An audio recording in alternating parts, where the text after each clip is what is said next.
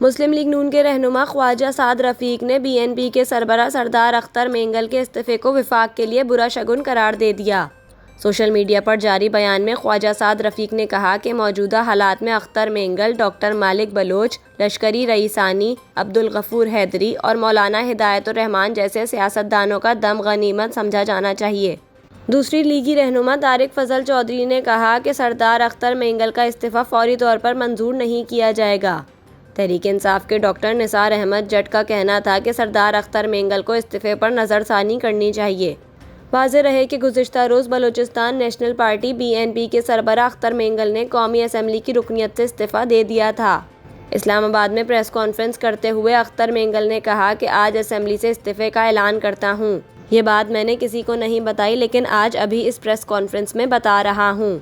انہوں نے کہا میں اپنے لوگوں کے لیے کچھ نہیں کر سکا، بلوچستان کے حالات دیکھ کر فیصلہ کر کے آیا تھا۔ میں ریاست، صدر اور وزیر اعظم پر عدم اعتماد کا اعلان کرتا ہوں، پورے نظام پر عدم اعتماد کر رہا ہوں۔